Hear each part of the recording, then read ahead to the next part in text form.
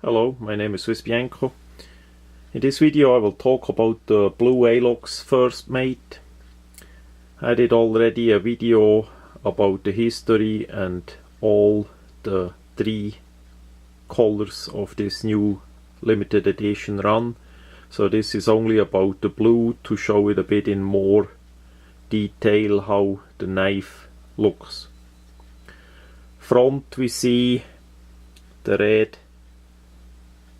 color shield together with the nice blue.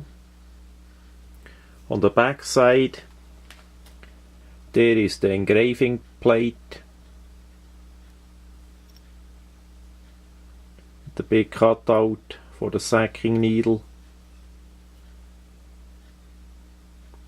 It's a nice blue color.